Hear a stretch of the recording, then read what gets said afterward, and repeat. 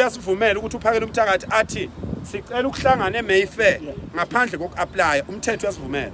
Kodwa umthetho uthi ke akwenzeke isiqiniseko sokuthi wena obiza abantu uzokwenza isiqiniseko sokuthi kuba nokuthula akulimali lutho ngoba make kwakho nokonakalayo umuntu oboshwayo yilo sukade biza abantu.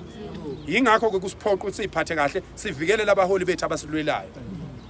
Ilokho ke bafowethu sizoba nomhlangano. Ngiyabonga ingane zakithi uNkulunkulu uyasithanda webafowethu ukuba kasithandi nathi ngabe sinama earthquakes nathi ngabe futhi uNkulunkulu nize nibone ukuthi lelizwe izulu ngempela leli why bonke abantu befuna ukuza la asivikele izwe lethu ke asivikele izulu lethu ke bafowethu asivikele izingane zethu ngoba yonke lento abayibhala lapha encwadini bekhomba amaKhenana bekhomba amaZulu bekhomba yonke into banamanga yini beshiya amaZulu abo ngisho bona impela laba bakwaIsrayeli abathi izwe labo ngeyilo ngqoyele kaNkulunkulu bala bagcwele lapha lokhozi la egoli lapha ipho koSandringham nako Santini izwe lapho sekuyindawo yabo kwabona kusafuna sibabheke ngoba inkunzi malanga zama drugs yizo lezo. Aliphoyisa ngisho iphoyisa livumelekile ukungena kula ama complex kufanele libe ne warrant. Iphoyisa lo yeke ukubopha igebengu lambe leyofuna i warrant yokubheka nje ukuthi nihleli kahle la. Nibonile bangaka abantu abatholakele lapha kulabantu bakwaIsrael amantombazana athunjiwe ayodayiswa phesheya aphuma kuzo lezi ndlu kuthiwa iphoyisa alivumelekile ukungena khona. Nani mantombazana ake nime phela ngeke nime nibuyele hawa ke nime agenda yethu mama phoyisa ayikomi ingane zakithi ngathi ziku freeway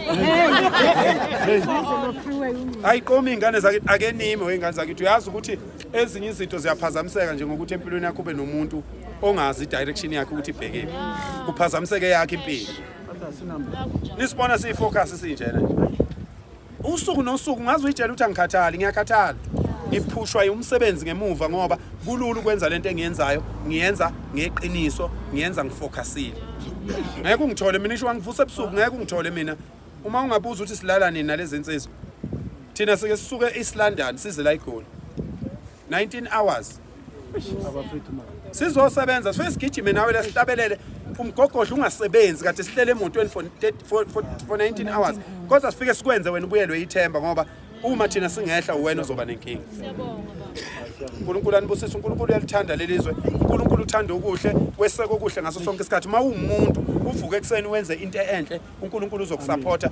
Ngeke sigwilike sonke kodwa uNkulunkulu asikhulekela ukuthi okungenani sikwazi ukuphila siqhubeke siye phambili kuyovela ngesikhathi esizayo. uNkulunkulu uyanithanda nonke.